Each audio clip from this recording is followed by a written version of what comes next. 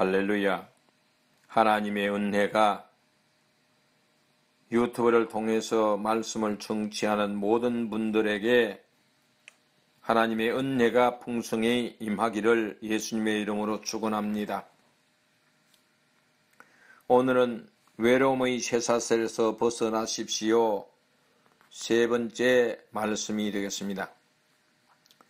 본문은 전도서 4장 10절과 창세기 2장 18절, 창세기 32장 24절, 요한복음 8장 16절과 29절의 말씀을 참고했습니다.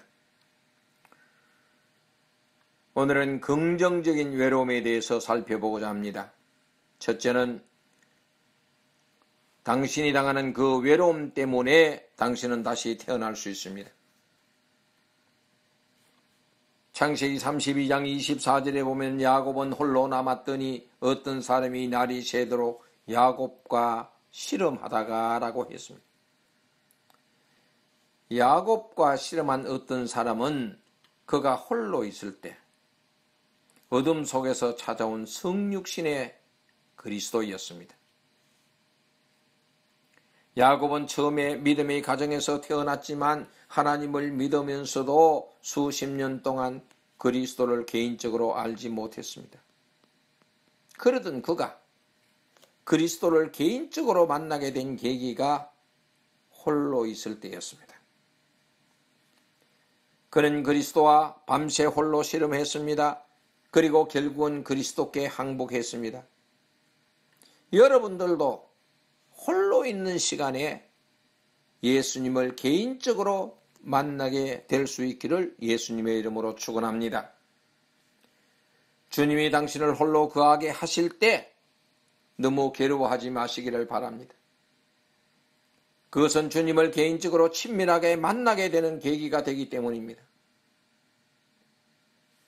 하이머스 목사는 나는 당신을 태어나게 할 수 없습니다. 나는 당신을 진정한 기독교인이 되게 할 수 없습니다. 이것은 단지 그리스도와 당신 사이에 홀로 되는 것입니다. 라고 말하였습니다. 야곱은 외롭게 밤새도록 어떤 사람과 씨름하면서 홀로 있을 때 그리스도를 만났습니다. 그리스도께서는 우리 죄의 대가를 치르기 위해서 십자가에서 죽으셨습니다.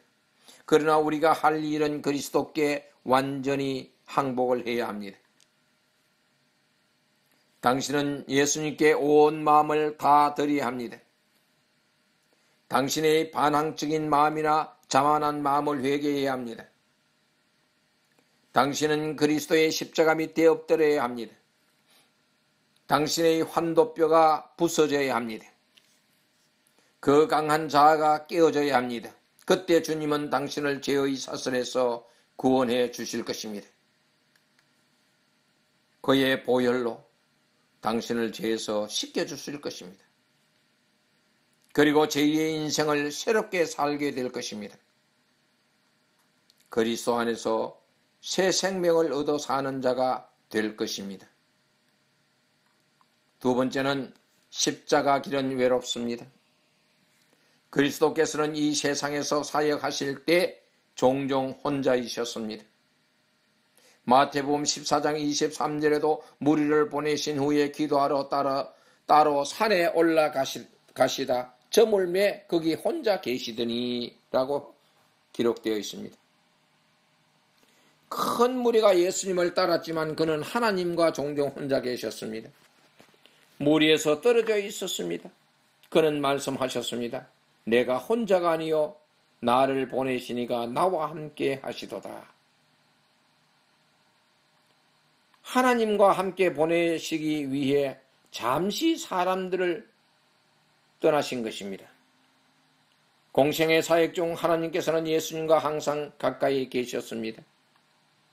그런데 예수님은 정말 하나님으로부터 사람으로부터 완전히 버림을 받은 것일까요?